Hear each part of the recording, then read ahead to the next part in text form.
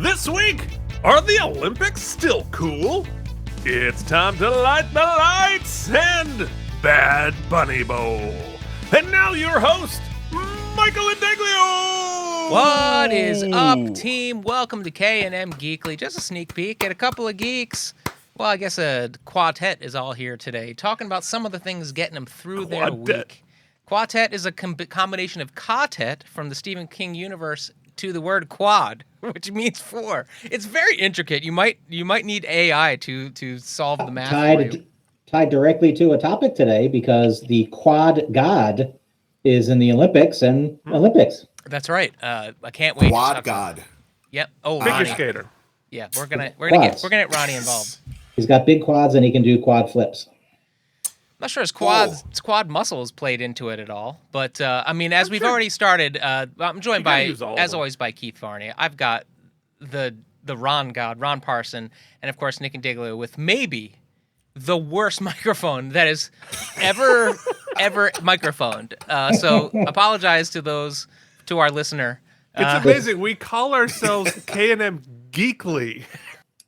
So this microphone thing obviously makes me feel like I'm old and outdated. And then earlier, wait till you see the spoofs of, or usually I run like a blooper at the end of the episode sometimes, and I've got a good one for this week. So. Oh, great, perfect. Well, anyway, I was in a conversation with a student today. This was a 8th grader, and at the end of the conversation, they were using slang the whole time, and I thought I pretty much had it all. Like I was in a good spot. I was in a good spot. No cap. Mm-hmm. Anyway, as they were leaving, they called me an OP. Old person. Now, no. I assumed, right, because I think I'm hip, that it was video game lingo for being overpowered. Like if you're OP, your character's overpowered, right? So that is a very optimistic view. Yeah. Yeah, I really thought. And then I realized that what they really called me was an op, which means you are narc, right? Yeah, you're the law, you're the authority, and you're not cool.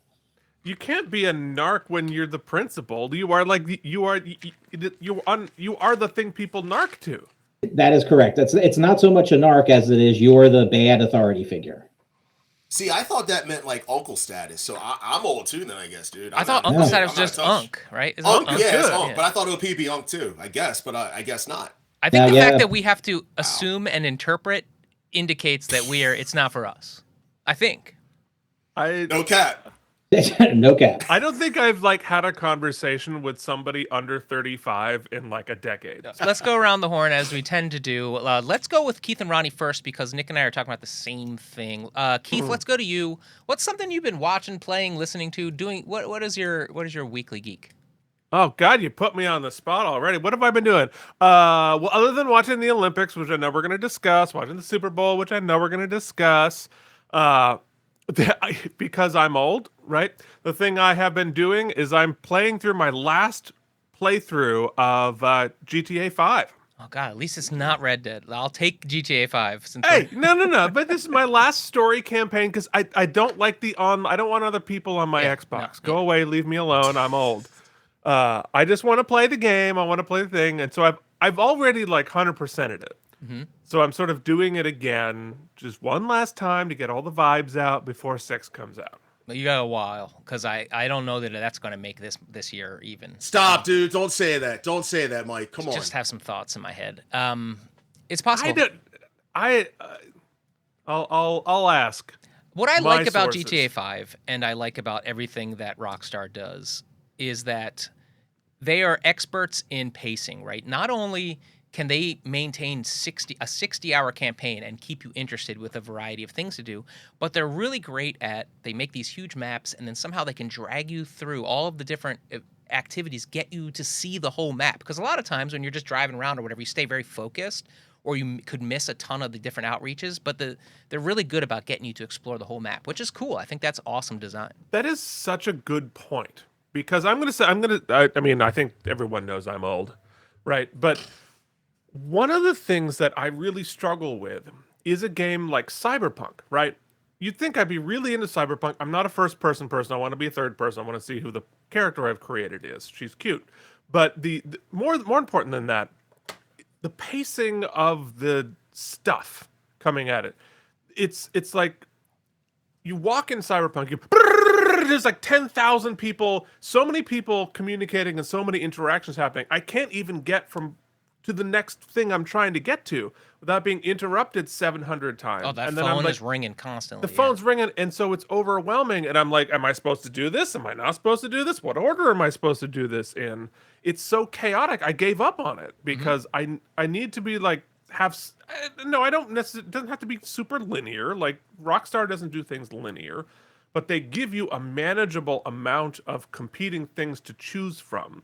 You're picking from a menu of 3 options and not 40 or 50, which I agree with you. I think there's a really good point about the pacing. I'll just to give you like a maybe a suggestion. So along those lines, I felt very overwhelmed with Cyberpunk as well as you, Keith, but they just had, well, not just, maybe a year or 2 ago, they released their expansion, which I think was called Liberty City or Phantom's Liberty, Phantom Liberty, maybe something like that. You could, I'll put it below, but whatever. Their expansion, you can actually just spec a character to jump to level 40 or whatever, and just start the expansion as sort of a separate game. I highly recommend that because they streamlined basically everything, and the new portion of the map is it's very specific and isolated. So I actually never finished the main campaign, but I played the expansion and finished that. So I just need to go and put her phone on airplane mode and then play the game. I think that might be might be able to do that actually. Probably. It was called Phantom Liberty, by the way. Phantom Liberty, yeah, it's a really good expansion, especially, and I didn't even finish the game, so. Though, kudos to Johnny Silverhand, played by Keanu Reeves, who's doing some great Keanu Reevesing. Ronnie, what about you, buddy? What have you been up to? Dude, this was the week for hell for me, man. I was at the car show all week long, and then I had like 3 Drexel events, so didn't have a lot of free time this week. However, as we talked last week about WrestleMania, Royal Rumble, it is the road to WrestleMania, and I am geeking out about Roman Reigns, our tribal chief, against CM Punk in the main event. And Mike, I know you don't watch, and I always text you, like, Mike, put it on, put it on, put it on. You did. I don't know if you put it on. Did you put it on? No, but I watched it the next day. I did watch it, yeah. Yeah, you're like me. Like, I don't watch it all the time anymore, but like Road to WrestleMania, now I'm watching, and dude, it's getting really good, man. Acknowledge me. Like that promo they cut on Monday night, oh my Lord, that was so, as the kids say, that was fire. It was fire indeed. Was it? I thought it was okay. Yeah, dude. Yeah. Just okay. Yeah. I mean, if you know all of the sort of stuff with the podcast and whatever the member berries, I guess, which I don't really, I had to Google. But once again, okay. Road to WrestleMania used to be, sorry, I sound old guy, used to be. I'm glad you're digging it. And I will have to watch some stuff because I know we're going to get together for WrestleMania. But yuck is yum. But I'm not going to, I will say, Road to WrestleMania used to be like, okay, for those of you who haven't watching, here, we're going to rope you all in. But I just don't feel that way so far. But also, I'm not watching it. So I don't know. I don't know how to. I'm glad you're digging it, and I'm glad that this seems to be that they're setting up some stories that make sense. So when I inevitably watch the packages they play right before the matches on WrestleMania, hopefully it'll be clear for me then. They do a good job with that. They do. It's the best part of the whole product, I think. And AEW does a horrible job with that because if you try to watch an AEW, which is the other wrestling promotion for those that don't know, I don't know anybody in that promotion, and I don't know any storyline going on. So if I try to watch like today, I am so lost with that. So it's funny. It's funny you mentioned that, Ron, and I don't want to dovetail too far off the subject, but I was asked to give some feedback on a indie show, but I couldn't go, and but I was part of the conversation afterwards. And the lesson I was trying to impart was, if you're just doing moves and you're doing the spot fest, right? There's no story, and eventually, by match number 3 of AEW, I am normally tired of all the flips and the stuff like that. I need story. I think they've been doing a better job at that lately. But overall, when you're on an indie show, right, it's all about story. Because 9 times out of 10, you ain't doing crazy, WWE, AEW stuff. And normally you're not that good. So what you can control is the live audience. You have actual people right in front of you that you can reach out and touch, and you need to do that. I don't mean physically sometimes, but you touch them with the story. If you can just get them to care about what they're watching in real life, they're right there, you're going to get them. So I very much agree with Mike's points, but it's hard when you're not watching, right? It's like a soap opera. If you're not watching if you're not watching your stories every day, it's hard to get invested in any of it because you're not watching the story being built. So Mike had told me that before, Ron, that he didn't like I'm not sorry, not that he didn't like it, but it didn't blow him away. And as soon as I thought about it a little bit, I'm like, yeah, if you're a casual watcher, you wouldn't have understood a lot of that. But I still think like the feeling of dislike came through on the two of them. But I would just add that. Yeah, dude. 100. Yeah, I don't disagree. So I'm glad you're digging it, Ron, like I said. And Ron, so while we're on the topic, you started Wonder Man, which I had highly recommended to you. And said it was one of my favorite shows of the year so far. Not that the year's we're not that far in, but it was excellent throughout. What is your thoughts so far? I love it, man. Oh my God. Like I saw the first episode, but I'm like, oh my God, that's my life. That's my life. Like, it's just crazy, man. Like, that's exactly how it is. But he's a little too much though, man. Like, I don't want to give any spoilers. It's the first episode, but I won't say anything, but that's a bit much. Like, have you ever did that at a filming? Like, told them to move the lights around, like, when you have like one line or you're in one scene? That's a little bit much. That's insane. Yeah, and I think that's what we're supposed to feel is I don't think that he is without flaws, which I think there's some growth moving forward, and which is why I think Ben Kingsley is a good counterpart to him. But I don't want to say too much. I love Ben Kingsley. Yeah, I love Ben. I'm excited for it, and I will finish this week. Maybe I work tonight. I got to teach tonight. I'll finish this week sometime, but I'm so pumped for it, dude. Awesome. So let's talk about nostalgia is a big thing for all of us. So let's talk about the Muppet Show has gotten another reboot, but this one's much more faithful to the actual presentation style of the original, where the Muppets are presenting a variety show with a special guest. Now, I don't believe it's been fully greenlit. I think this is a pilot and was presented as a special. So this was conceived by Seth Rogen and team and directed by Alex Timbers.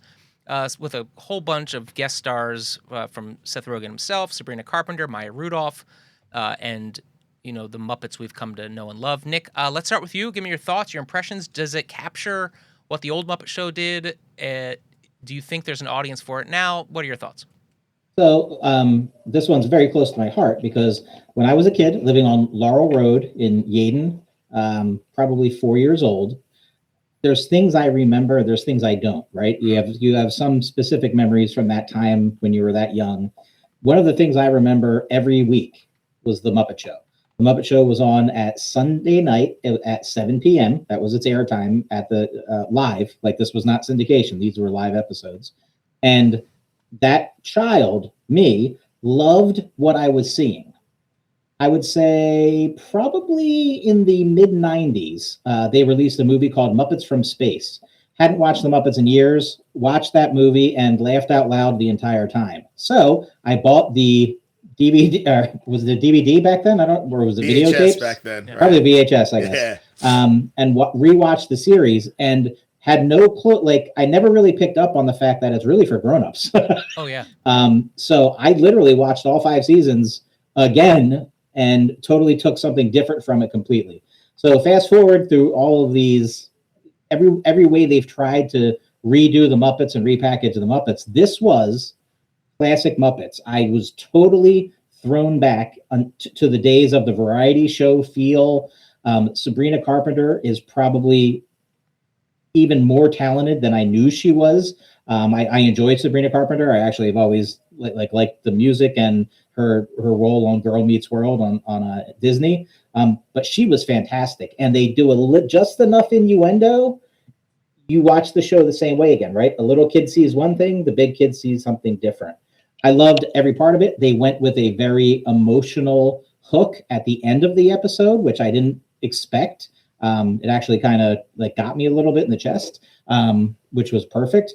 And you had all your characters back, right? So anyone who was complaining about they couldn't get into the voice of Kermit means they weren't watching for content. You know what I mean? They were just looking to complain about something. Wait. I'm sorry. Kermit's voice it's bad, or it's not as good anymore? Or? Apparently, it's different. I think it's a little different. Yeah, that's gonna hurt me. It's because Jim Henson's dead. Well, yeah, and then there, I forget his name, but there was a guy who played him for a very long time, and they just he left because he had some creative differences with the way Disney was going with the Muppets, and so Matt Vogel took over, who I think is fine and excellent. You know, it's you're correct in that it's just people who, you know, it's the same people who are like, well, this isn't exactly the way it was that I remember it and want it, right? There's it has to be exactly that way or I don't like it, or they change the slightest thing and it's not, you know, it's the old people yelling that it's not what I remember, right? Which is it that different? Well, it depends. No, the voice isn't that different. No, you wouldn't know. Right. I mean, okay, cool. Yeah, he's like, hello, I'm Kermit the Frog. They like a British accent or something. They didn't like make a totally take on the take on the character, right? You scared me. Guys. No, it's totally fine. Okay, cool. And yeah, so I mostly agree. I have some questions just about the media landscape it exists in, and I think that's the challenge with the Muppets. I mean, I'll start here. Let me start by saying, for the most part, I thought comedically and pacing-wise, it was really well done. I thought that, like you said, Sabrina Carpenter was the perfect first guest. They did a funny take on a music video with her. They did a funny bit with her and with Miss Piggy. The sketches were short and quick. And like you said, there was some heart in there, and you know, they talked about the nostalgia, they talked about the difficulty of trying to re-get something going. The things that didn't work for me, like if you go back and watch the original, it's like you mentioned, Nick, it's the Muppets were subversive comedy at that point. Yep. And since the Muppets, you know, there's other subversive comedy has kind of blown up, and you know, there have been other puppet shows, many other puppet shows that have taken that mantle. You've got your Crank Yankers, you've got the musical comedy Avenue Q, you've got other people who have taken very adult themes through puppets and used it for a comedic sense. The Muppets, on the flip, have gotten very whitewashed. They've become a Disney property. They're very kids. I mean, my touchstone to the Muppets originally was Muppet Babies, which was like ABC very much. I watched Muppet Babies. Yeah. Sure. And Mike, your generation, the Muppets are the Muppet Babies. Yeah. Like that's you don't get to the other Muppets unless you go through the Muppet Babies. Now, as I got older and really have fallen in love with comedy and sketch comedy and specific type of delivery of comedy, live comedy, the hosting and such like that, I turned back to the original Muppet Show and watched I think the 6 seasons. It was 5. It was very hard to piece together a collection of all of the episodes. I have done a yeoman's work on my Plex collection, but it was very subversive and very much for adults, and it highlighted Jim Henson's the sort of amazing paradox of what he could do creatively. Very much family-friendly entertainment through Sesame Street and that sort of PBS vibe, and then some subversive adult comedy, and then some batshit crazy Muppet movie puppet, like the Dark Labyrinth, the Dark Crystal. It's like crazy stuff. So this is attempting to do both, right? It's attempting to be much more neutered and accessible because it's on Disney Plus, which is Disneying, right? They don't want to ruffle any feathers, and it makes no. There are some innuendo, as you said, but there's no big swings, right? They are very much staying within their lane so that they can not upset anybody. And I'm not saying that I need it to go crazy. I'm just saying you can feel the restraint, and it's taking much less risks than I think some of the other things did. I thought those reboot movies, at least the first one, was pretty good. And I really liked, I might be in the super minority here, but that sort of like Office type show they tried to do, I really liked Muppets. it. Yeah. I really liked that. Yeah. Because I love that. it was them trying to like update it. And because for me, and I'm speaking for myself, what does not work for me in this, took me out of it every time, is the use of laugh track, a canned laugh track. They can't have a live audience act, obviously. They didn't in the original, and the original used a laugh track also, but it was different in the 70s. It doesn't work for me here. It takes me out every time. I hated it, like actively hated the laugh track. I'm sounding more negative on it than I am. I really did like it. And I want to touch on a couple of things you said because I think it's relative. I'm sorry, Keith, did I cut you off? No, I was just thinking about extruding an episode. That's. If we're not extruding right now, I don't know what we. I mean, after lunch. I mean. So, Mike, when you said that the subversive comedy back in the 70s, right? But then here's why I like what they did. Whatever you want to call it, whitewashing, etc., whatever. They did it first, and then everyone else tried to do what they did. They were paying homage. It was reverence, whatever. And now that they're going back to the original conceit, they already did it. And now all these other people have done it, and everything's kind of evolved a little bit. And I felt like the episode was I felt like the restraint was elegant, if you can use that word to describe a Muppet Show, where it's like, hey, they didn't have to go that crazy. They didn't have to get political, even though you could say that they did get political because the message of the episode was really, we're all in this together, just like Bad Bunny's message, and we can all share. It's not about any one act. It's about all of us together. And that's different because the original Muppet Show, you didn't get like a powerful emotional through line through every episode. So I think one of the things they're doing differently, or will be doing differently if they make more, which they will, is having a strong theme, whatever that theme will be throughout the particular episode there. You know what I mean? Like, so to me, they did all the things. They had enough innuendo. Sabrina Carpenter saying, I love a kink. I was hilarious. Yeah, there were some moments. And I loved the through line that they added of everything. Last comment on that, which is just an observational comment. One of the things I really loved, because they did update the sets, right? So you had more grand sets during the skits. Mm-hmm. Mm-hmm. I loved the shots to the audience that had real people and Muppets in the audience the whole time. Yes, they used the laugh track because that wasn't filmed. They don't film that live. That wasn't a real studio audience. But you had Maya Rudolph in there. You had a whole bunch of very deep cut Muppet characters in there.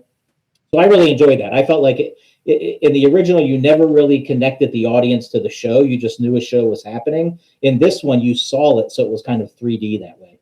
Yeah, I mean, well, I'll close it with, like I said, I really enjoyed it as well. The two questions that will have to be answered is, one, who's it for? Right? Who will the audience be if they continue it? And then two, the biggest difference between then and now is then in the 70s, and one of the reasons it worked, 70s, 80s, is they were very culturally relevant, which is less so the case now. So you have to rely more on the guest stars, which they did, and I thought was effective. Is the cultural relevance, depending on who the audience is. It's just nostalgia berries, or is there something to be said now? So we'll see. I don't know. I hope I'm sure it'll get greenlit for a few more. So it was cool to I gotta say, it was cool to see and just see them. When people take over the stuff we love and redo it, or you can tell they have a reverence for it, that's all I really care about at the end of the day. Whether it succeeds or fails, I just enjoy that. I guess people our age are now the ones that are taking on these properties, and that's nice to see. But I think 3 million people watched it live. I think after DVR was like 5 million, and it's the number one viewed thing on Disney Plus right now. So that it's going to get more episodes. Sorry, Keith, go ahead. No, I think that the concern that everyone is dancing around here is what you said initially, Mike, is that when this first came out, it wasn't even part of a network. It was syndicated, which meant it was independent. It was rogue. They had the freedom. Being part of a giant conglomeration means that you have independence and freedom and artistic, as long as it doesn't piss off, a corporation that's a sponsor or a political agenda. And so, once you're part of these big conglomerations, you are by definition neutered by being for profit. I hope they knock it out of the park, right? I hope they. Ron, were you a Muppet guy? Do you give two craps or? Muppet Babies. I'm with you. Muppet Babies. Muppet Babies. Did they tried to bring that back too? Am I wrong about that? Like one of those did they? One of those 3D animated ones. Like I would have known about that. Mickey dude. Mouse Playhouse. I don't know. Somebody Google it. I Oh yeah, yeah. I don't count that, dude. No, that was really bad. 2018 Muppet Babies. I mean, it counts. It's real. No, Whether it was good or not is a separate counting. No. We don't count that one. But the original, 71 episodes. That's impressive. That's what's crazy. A lot of these reboots, because they go on Netflix or whatever, like Fuller House, which was pretty good. I'm not bashing it, but they run longer than the original thing, and you're like, oh wait, that's crazy. 1984 to 1991, Muppet Babies ran 109 episodes. Okay, in our era. My boy Gonzo. And Miss Piggy and the Miss Piggy Sabrina Carpenter, versus the whole episode was every time it was money when they were on screen together. There was a lot of moments where I was like, that was really well done, and the comedy at points is very subtle. It's not, it's a good framework. I hope that I'm sure the iteration will be better. Okay, so they nailed it. All in all, they nailed it. For the first episode. Yeah, I say they for did. a pilot, yeah, for sure. For a pilot, okay, yeah, cool. I'll watch. And it's short. You know what I mean? It's not like you're sitting there for an hour or whatever. It was like, 40 minutes or something like that, if that. Yeah, I'll watch. Crazy Check guest it out. stars from the original one. Good Lord. Of Muppet Babies. Oh, yeah. Muppet Babies was awesome, dude. That was our jam. That was Saturday morning, right? Saturday morning cartoon, I believe. Yeah, and then it came on during the weekday. Then it was syndicated. I remember seeing it in the afternoons. Yeah. Okay, so the Super Bowl, right? The Super Bowl, which is it is some football. Yeah, I think the game itself was not on the most entertaining side, but it is it used to be, and I think today is one of the most watched things. Averages 100 to 120 million views to this day. It is an advertisement bonanza. What they care about is getting people to come, to watch, to stay, to watch the commercials, to buy the stuff. It used to be, and we can talk about what I want to talk about today is whether it's still this.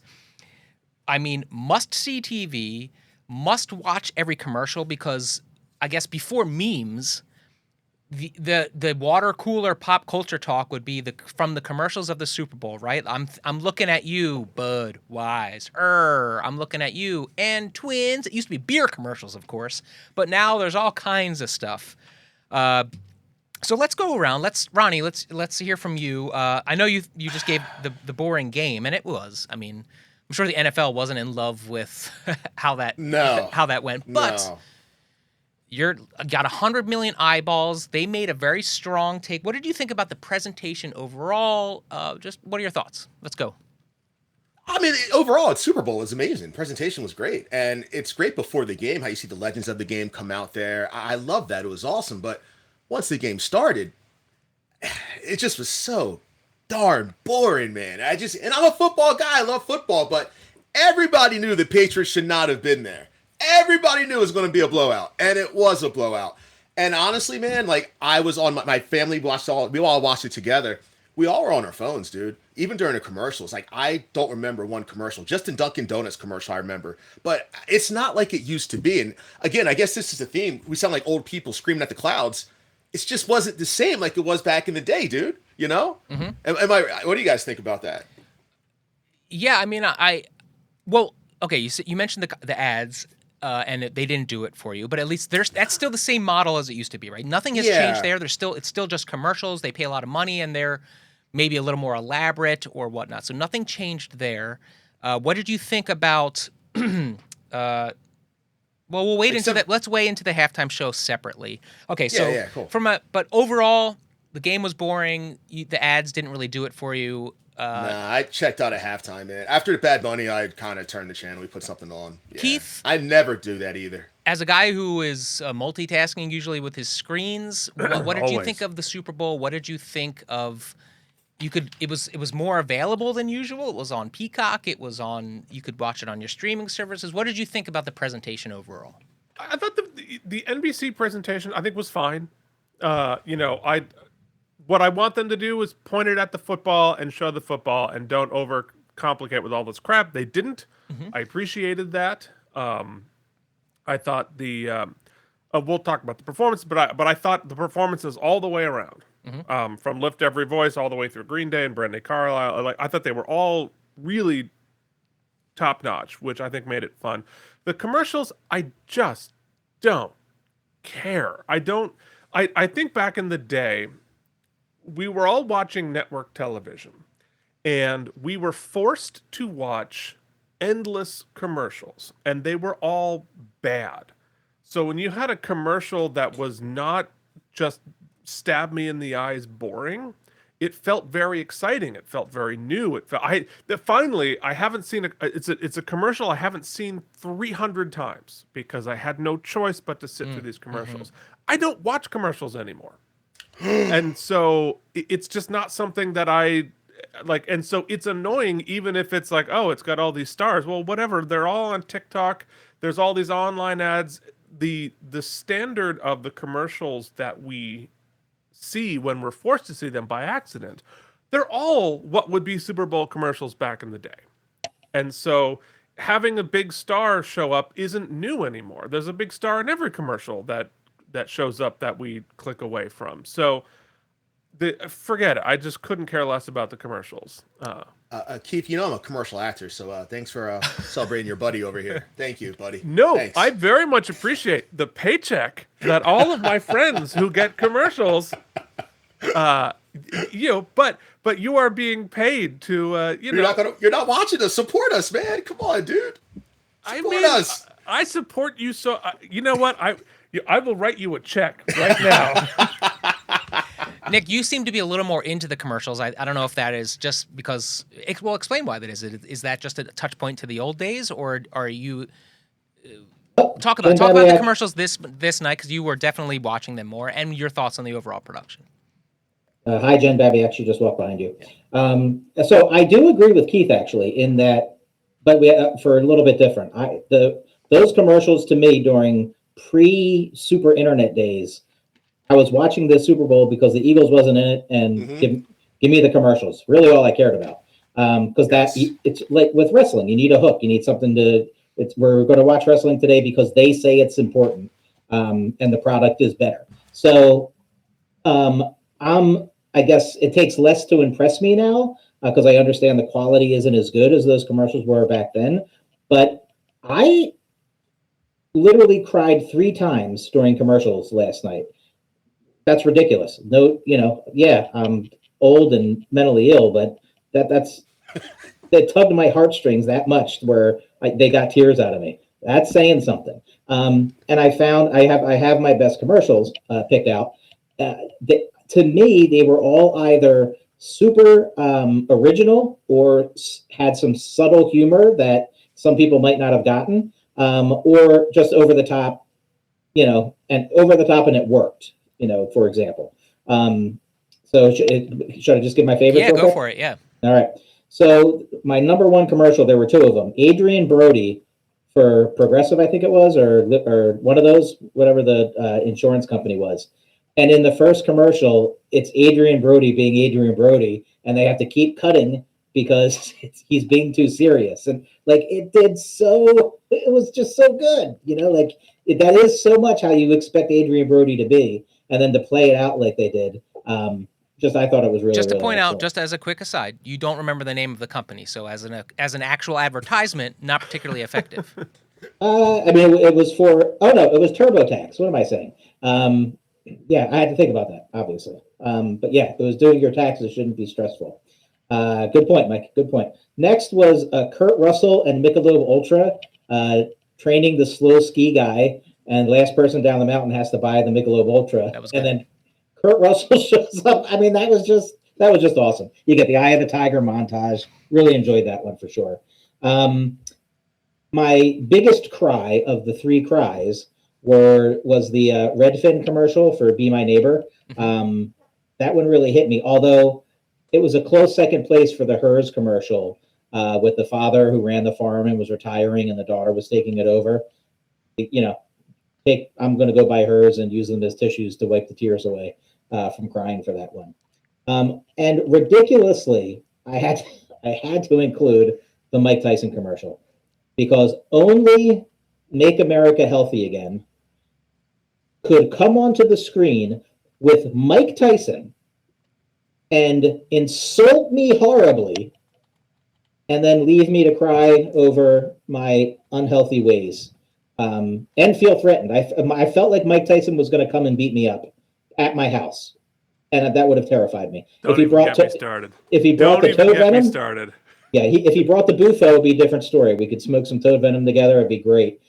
But I mean, I was literally in disbelief. I'm like, why is no one else talking about this right now? It's crazy. So I felt like more than in most years recently, I enjoyed the quality of the commercials. There were some that were terrible. That 90s de-aging stuff I thought that was horrible. That was terrifying. Right, because it didn't look real. Like, you can't just de-age everybody and expect it to work. And also, I really wanted the Jurassic Park commercial to be good, and it wasn't. Well, yeah. There's a new Jurassic Park? No, they just were using slop AI to put people into Jurassic Park and do what commercials do. So, yeah. I didn't see that one. None of the commercials, I would say, lived up to some of the greats. I mean, I think, it was a great example. What I thought, and we're gonna go into partisan political opinion here. So you might want to, if you're not into that, go ahead and go ahead, because what I think you got a sense of is, because you're paying a gajillion dollars for these commercials to reach 100 million people, and so what you get a good glimpse of is what these companies and let's be honest right now, corporate interests is what is determining a lot of what's happening in our country and where public opinion is. And so you got an interesting vibe of where these companies think the political / cultural pulse is. And I found it very interesting that there were some companies that thought, okay, we're just going to AI slop pop culture references, and that's all people give a shit about, which there is plenty of research and market research that we have done as a society that proves that to be true. But interestingly, there was a lot of actual representation, diversity, and community / neighbor, help your neighbors, blue collar working guy vibes in these commercials that I thought starts to give me the sniff test of maybe some people choosing to be on a different side of history from the corporate level. Now, what their interests are, I don't want to give them too much credit for altruism, but if you can win the culture wars, it can help you maybe ward off some evil. So that said, I don't think that the NFL really wanted the presentation of the Super Bowl to be a political conversation. That was forced upon them. When they announced Bad Bunny, who is one of the, if not the most popular musicians in the friggin' world right now. Number one, sir. Yeah. Even though I don't know who he is, only because of wrestling, he is number one. Doesn't matter if we know or not. Exactly. He is number one. So Yeah. that choice was made for that reason, right? Like, if you can get the biggest global superstar to be on, that means people don't switch the channel and they stay 100 million eyes on you and you can sell your ads. That was their initial calculus. The conservative right, or the MAGA wing of the party decided that they wanted to make that was a narrative war they could win, or they could harness and use and be anti-immigrant and all this stuff. Even though Puerto Rico is, Bad Bunny is Puerto Rican, is very much part of the United States. That hypocrisy is well seen. However, what I thought was pretty heartening, and I'll let you guys discuss, is that the NFL said, all right, if we're going to be forced into this place, we can do one of two things. Punt and go a different way, or really try to avoid it, or double down. And in my opinion, the doubling down was maybe the best thing I've seen the NFL do in a long time. From the get-go, we had all kinds of representation in the pre-show. You had Green Day, who is clearly have been outspoken, and they opened the show. You've got Lift Every Voice, which was a very people of color inspiring representation. You had Brandi Carlile do God Bless America, or America the Beautiful, queer representation, LGBTQ representation. You had the Bad Bunny halftime show, which wasn't just him performing songs. It was a theatrical display. You're skipping over Charlie Puth? Charlie Puth, who gave an incredible national anthem, very patriotic.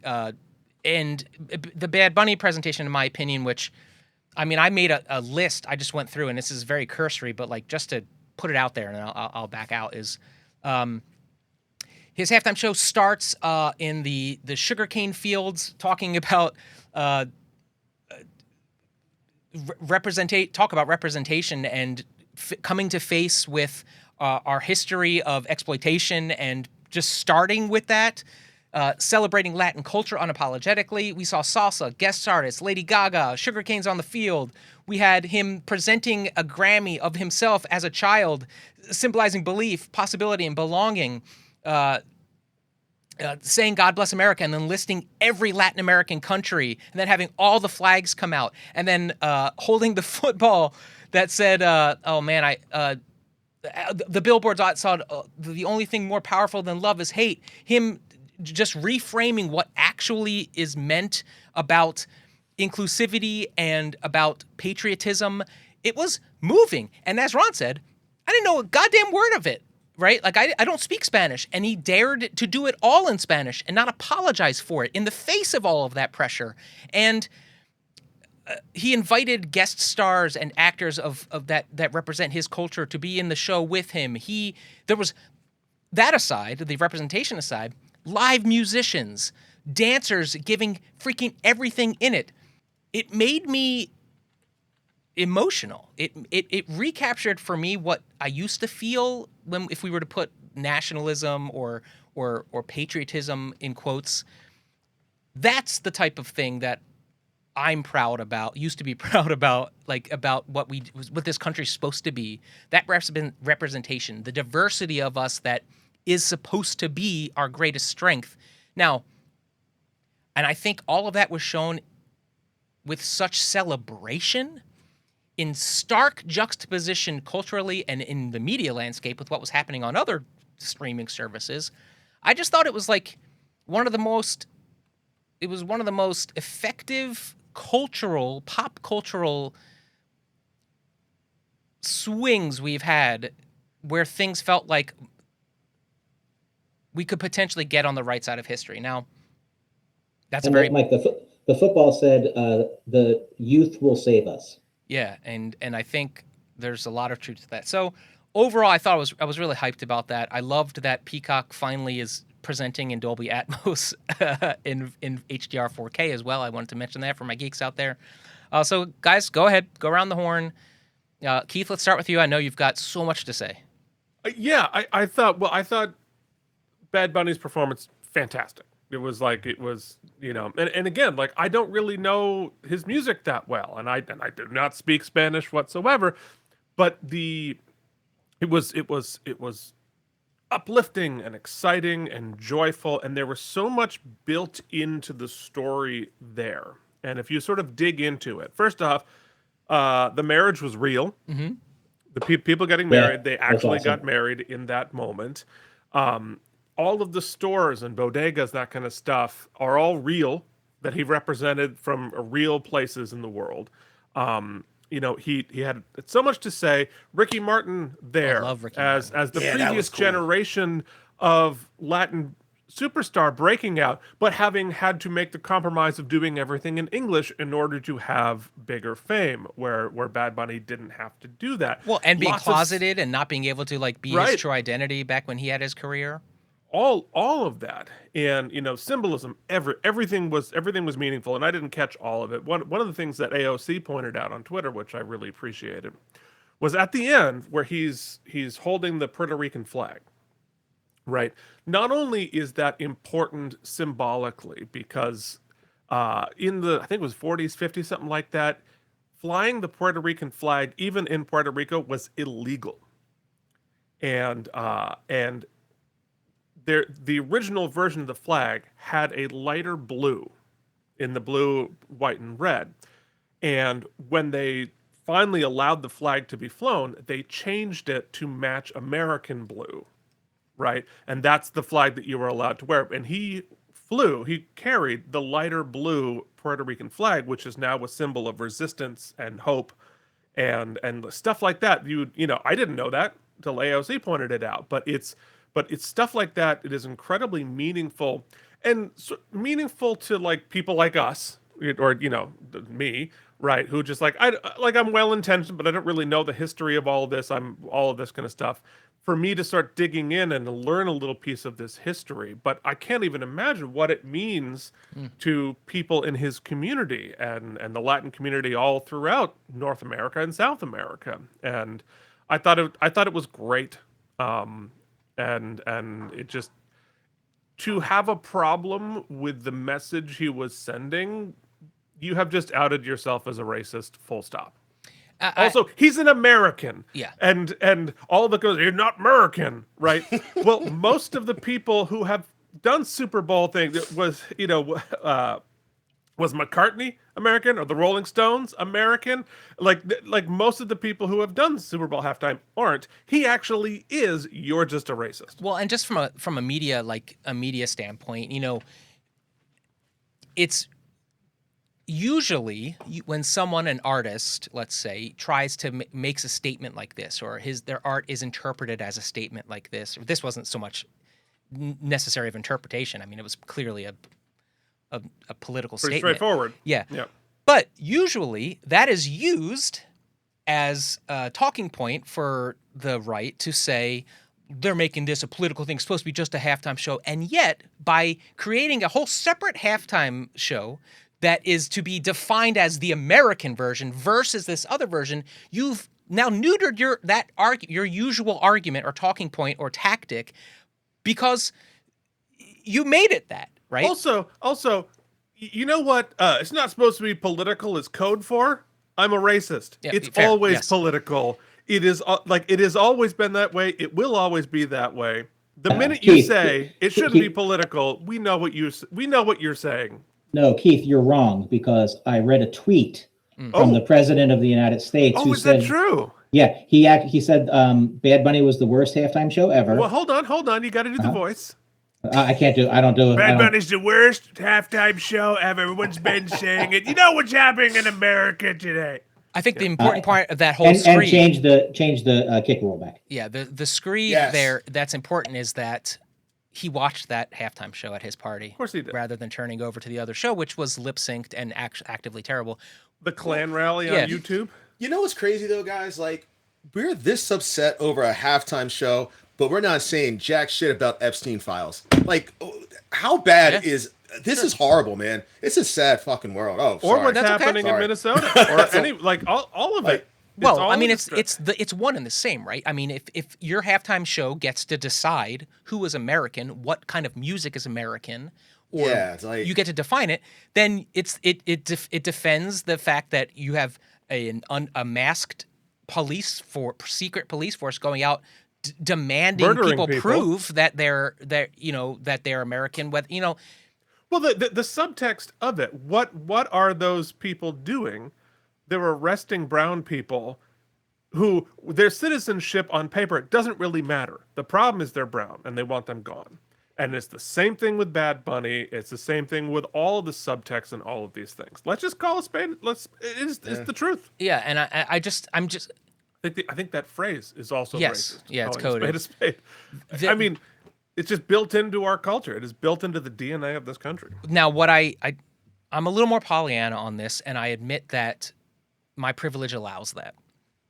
But it's the first time in a long time where I felt like if the tenor of the country, pop culture-wise, landscape-wise, the young people, advertisers, big conglomerations like the NFL are making a decision to be on one side of the narrative, for a president who is at the keystone of this whole political firestorm, who exists on vibes and being on the right side and controlling the narrative, it's the first time I felt like, all right, this is a cult of personality that can be vanquished, and so I felt heartened by that. Oh, the shift is definitely changing. It's definitely changing. It's coming. Ron, I don't know if you want to talk about it. you can mention it here. We don't have to belabor the point, but I know that you have recently been having some sort of shifts in some of your perceptions and feelings. Like, is that modeled in what you saw last night? Yeah, 100%, man, 100%. I mean, like, I'm not a political guy. I don't really get into this stuff, but it's getting sickening, man. It's getting sick out there, and we're getting sick of it. We're tired of it. And I think the people that did support Trump, there are some people that really didn't think he was a racist and they really supported Trump. I think they're changing their tunes as well. And I think there's a big difference coming, guys.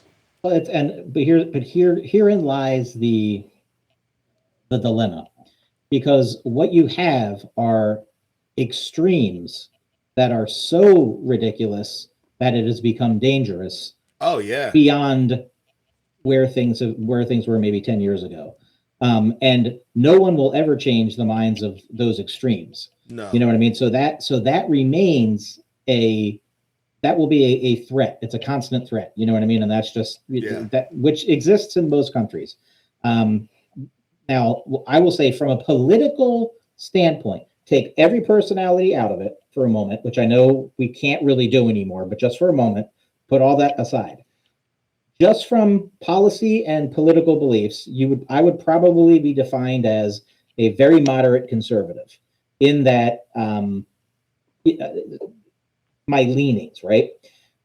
However, if you consider me a normal educated person, the level of insanity we are quickly reaching is ridiculous. Now, let's just forget what your beliefs are for a second about the ICE raids, right? Forget if it's legal, it's not legal, whatever. Just look at, over the past 2 weeks, the tweets that have come from the highest office in the world.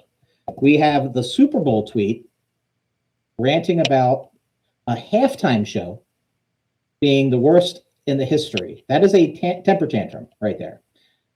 Not long ago, less than a week, we had this federal withholding of the tunnel that's being built between New York and New Jersey, continuing, right? It's been like 2 months now. And we had the president say, if you rename Dulles Airport and Penn Station after me, I will release the money to you again. What? Excuse me?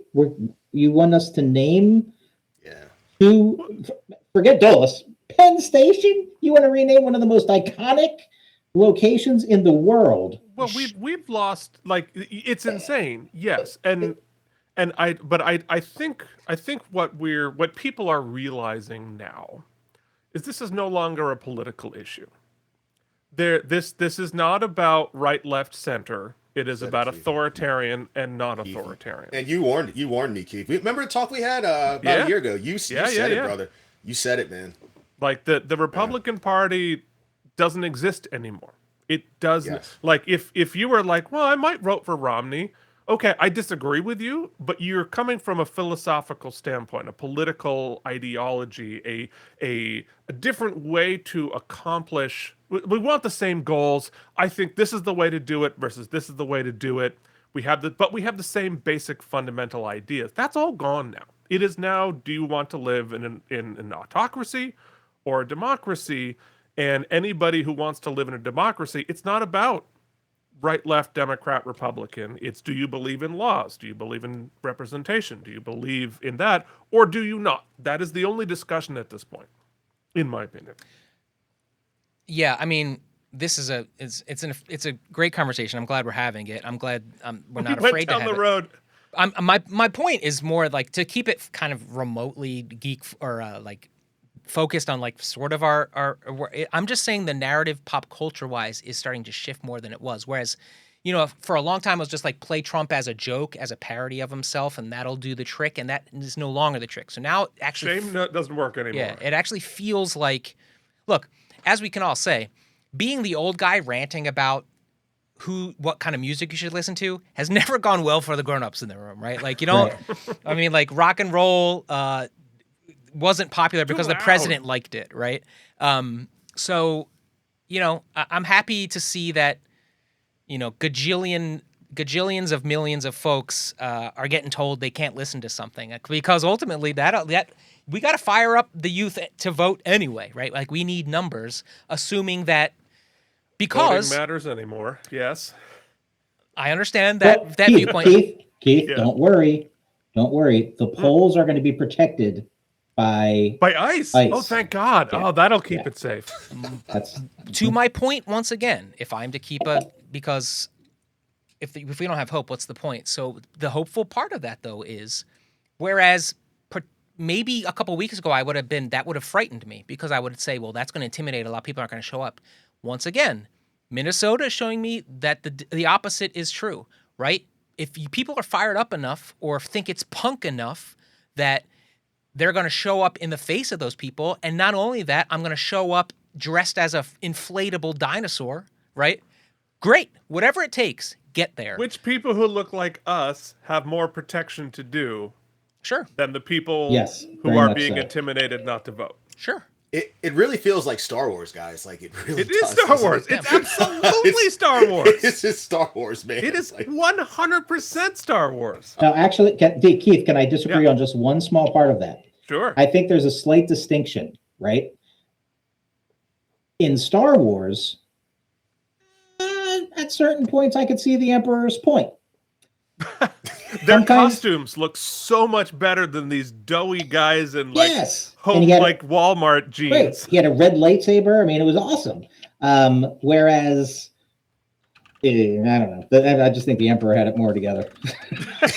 Oh, he was definitely like he was much less chaotic. He didn't have dementia. He was probably extremely true there. he was probably continent. I one comment on going back to the halftime show because there were two things I wanted to say about it. This One- went off the rails. It happens. Did you know the sugar canes? There were people inside carrying them. There were people under the sugar canes. Yeah, there were people dressed up as Yeah, sugar because canes. they would have been too heavy for the field. So that was the only way they could creatively, artistically figure out how to make that work. and move around and rearrange. Yeah, which was choreograph, just yeah. awesome. oh, that's cool. Second thing is, I thought the biggest statement, if you're looking, just from that perspective, was Ricky Martin. Right? This is the dude who did it first. Yeah. He was, and no one at that point. Right now, I fully agree. He had to do it in English. He had to be in the closet, but he did it and transcended, and no one was complaining about he's not American enough. We were all allowed to just like his music. So now we're bringing him back, and now he is who he is sexually. He records primarily in Spanish, and has embraced all of that. I just thought that was like a really good, without having to say it. I want to give Ricky Martin his props though for clarity's sake. He was never co-opted because every one of his albums was always released in dual languages. He never sold out or did anything. I mean, he had to make some personal sacrifices in order to maintain his celebrity in a certain way that, but he was very much a Latino artist first who catered to an American audience when necessary. So I don't know. Mike, you have to say that to apologize for the horrible versions of his stuff that we sang on Oops. No, I'm just a really big fan, and all of his albums, like Vuelte, I think, whatever the first one was I was such a big fan of. I didn't even know there was an American version of it. We were big. Mr. Wademaker in 8th grade in Spanish. We were big on Ricky Martin. My final touch point on the whole halftime show, I now have a new bucket list item, and I don't have many of those, but this is now one. I want to just be present on the roof of the barbershop in the performance last night. I want to be hanging out with Bad Bunny. I want to be hanging out with Pedro Pascal, with Jessica Alba, and those crazy good dancing people. I just want to be at that party. Can someone invite me to that party? That was what was awesome about last night. Even in a different language, everybody felt invited to that party. And that is the success of that performance. Look, sometimes you get a Prince, right? That is like a transcendence performance, like musical performance. You're just like, holy shit, that was God playing guitar. Okay, sometimes you get that. Sometimes you get the Rolling Stones, and it feels like they wheeled out the Rolling Stones to give you the Rolling Stones best of, Yep. right? Sometimes it's Kendrick Lamar, which I'm not super versed in his music, but there's a clear viewpoint, the production quality. Like, those were all practical sets last night. I mean, just from a production standpoint, that was insane. You could hear everything, every word, everything was mixed properly. It was incredible what they pulled off. And I'm here for, and then, the 90s sort of hip hop celebration, was that last year or 2 years ago? Oh, Dr. Dre and Eminem and all those guys. Yeah, that was another one that was a celebration of a very amazing. specific culture. Yeah, very specific that was culture, awesome. and that was a vibe. I'm here for this sort of like celebration of a culture, of a music style with a like heightened symbolism. I'm here for whatever they've got going. Let's keep it going. And they are not paid. Did you know that they are not paid for this? Nope. Yep. No, not a dime. And I believe the NFL gets a cut of their earnings for like the next year, which is why I think you're maybe optimistic about the NFL's trying to make a statement other than I like money. Yeah, Well, but that's part of my point. Like, if your statement is I like money and the money is on equality, okay. Yep. yeah, Let the free market reign, baby. Also, Keith, people haven't talked much about this, right? They're like, oh, Bad Bunny is really famous, but why would they have him at the Super Bowl? He is the #1 global draw. Number one. No one has more downloads than him. No one has more. He's been in big Hollywood movies and had maybe the best role in Happy Gilmore 2. Who wouldn't want this guy headlining the Super Bowl? And when you tell people, they say, well, I still don't like him. Well, and we all know why. Hey, but I want to say, too, that's why Taylor Swift turned it down, apparently, because they don't pay him anything. But you got 135 million people watching, your sales are going to go up. So it's a win-win, you know? Which is why the NFL takes a cut of that. Yeah. Smart. Right. But I think at that sort of global level of success, or not even, right, that kind of offer, especially under the immense political pressure put on you, and it's not just political pressure these days. Like, clearly it's been shown that if the president doesn't like you, they can arrest you, or they'll sue you, or they'll do, they have other ways. It's not just texting all the time. So it would be completely understandable for someone to be like, you know what, I don't want this. Yeah. Right. So for someone to have the balls to say, you know what, I'm going to do it. I'm going to double down and I'm going to say something in the face of that. Listen, I'm not a huge fan of his music, not because I have anything against it. It's just not my vibe. Although there's some bops in there for sure. Drop that bass for reggaeton. I will give somebody their flowers when they show me they've got a sack on them, and so Big bunny balls, no question. When he was wrestling, the first time I was exposed to him was when he was at like a WrestleMania a few years ago, and I was like, "Who the fuck is this guy?" Yeah, that has changed for me. I know who he is, and I say respect. And if he didn't earn the respect of everybody, you watching the wrong shows. Go ahead, Keith. No, I was gonna say I'm talking out of school, but from sources close to me. He also, very nice guy, very humble, just like a regular dude. All the WWE folks said the same thing. Listen, the internet has slowed down some of his pelvic thrusting, and apparently his huge sack is both figurative and literal. Yeah, those pants were tight. So hear me out, right? Okay. WrestleMania ticket sales slow. They're at like 35,000 each night. Why aren't we right now making Bad Bunny versus Jake Paul, Logan Paul a thing? Because we all know why. Did you see Logan Paul, what he did last night? He said brilliant. They said, hey, look, he made a public statement saying that he doesn't agree with his brother, right? So he's not on the hate Bad Bunny train. And then they said, are you going to watch the performance tonight? And he goes in character and says, nope. Which was total bullshit, but it was WWE. Yeah, that's what he was doing his shtick. We've got he was there. I think he was there. Yeah, of course. Yeah, he was. That's where they asked him that question. Yeah. So we literally can put minimally Logan Paul and Bad Bunny into WrestleMania, and it would be it would be amazing. I don't think they'll let him. No. I mean, they wouldn't let him do one-on-one match. You'd have to do a tag. Well, no, I don't think Endeavor or whoever owns WWE would do that. You don't think so? No, they're not going to give Bad Bunny a platform on that channel. They care about money, man. They just want money, dude. They're money hungry, and that's why tickets aren't selling, Nick. Because the prices are crazy. It's insane. It is insane. It is. Say what you want about Vince, but his number one priority was affordable tickets for families. Yeah. Well, because that business was built on gate of a live show, and it ain't anymore, right? So no, it's true. That was my point. Who's it for? It don't feel like it for anybody, and it's hard to direct a show when you don't know who the audience is. That is hard to do,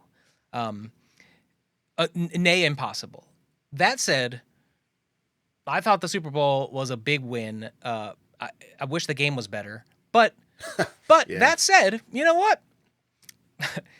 The coach, the quarterback, all these guys in Seattle, everybody they interviewed, we know what they displayed: zero toxic masculinity, humility, giving praise to your teammates and to the coaches, thanking the fans, thanking the people who come to their games, the 12th, that also was a story that resonated with me. They were just unassuming dudes. There wasn't a lot of huge star players. They just won playing defense. I mean, it's like all the stuff that isn't sexy. It isn't what the NFL's trying to push, but is still there. A good running back, a strong defense, home field advantage, who traveled And he's their backup running back, dude. He's going to get paid. Yeah. My fantasy team, I called him winning MVP in the first quarter. You were on the thread. I had Darnold for MVP, so I'm like, only time of year I bet is Super Bowl. I go crazy Super Bowl, and I missed it by 1 touchdown. I needed Darnold to throw 2 touchdown passes, and he only threw 1. Anyway, I was a little sad that that they really still got to work on their post game. Like, the post show kind of sucks. And they threw to the Olympics so fast. They were like, here's the MVP, here's the trophy. Okay, and bye. I think they knew it was bad. They knew the game was bad, and people probably tuned out. They're like, all right, let's just get the hell out of here. You know what I mean, dude? Yeah, so I mean, bad. It wasn't great. No. Yeah, but you know what? You can't. That's the thing with the one and done playoffs, man. It's the excitement of one and done playoffs is that any given Sunday. But the benefit of like what hockey and baseball do with a 7-game series, generally speaking, the best teams advance, because to win a 7-game series, you got to be good, and that it does not exist in the football. No, it does not. Okay, well, that was quite a conversation, but we lost all 3 listeners on that one. 100%, they're gone. Yeah. Nothing does a geek podcast like politics yet. No. I hate them. Geekly went political. Everything is now, though. It's so crazy, right? It's unavoidable. Yeah, I try to avoid it. You really want to be a character in Cabaret in the Weimar Republic? Everything's great. If you want to see some extra talk about political protest and how that affects schools and such, we have a whole part of this podcast we're cutting out and putting on our Patreon. Check us out at patreon.com/K&M. You can check it out there. But let's close out the show the way we always do with our weekly rad.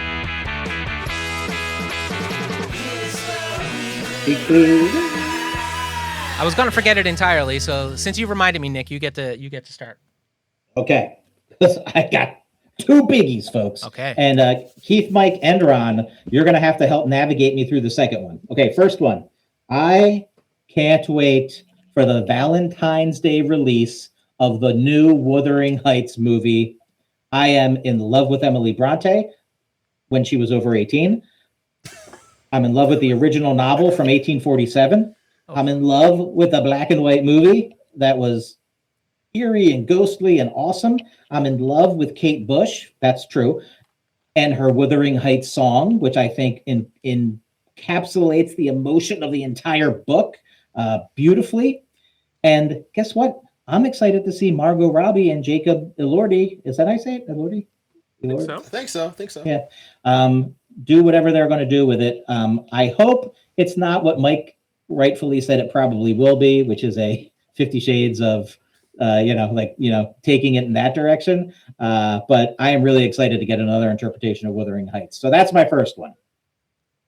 My second one, I am very, very, very, very, very slowly playing Claire Obscure 33, which was pretty much everyone's game of the year. It won all the awards. I am a sucker for a small independent studio that makes a game that transcends, kind of like Ghost of Tsushima, how they started off. And I got into this game right away. It's got the Japanese RPG, turn-based combat. It looks like your Final Fantasy games, and the story, the conceit, the plot initially is super good, right? There's this city that gets cut off from the rest of the continent, basically, and there's a monolith and someone they call the paintress who paints a number on the rocks, and that number represents that anyone over that age on a particular day poofs out of existence, like Thanos snapping his fingers, and they never come back. The number started at 100, and the game picks up at number 33. So every year there's an expedition to try to kill the paintress in order to stop this from happening. And I feel like I'm about halfway through the game at this point.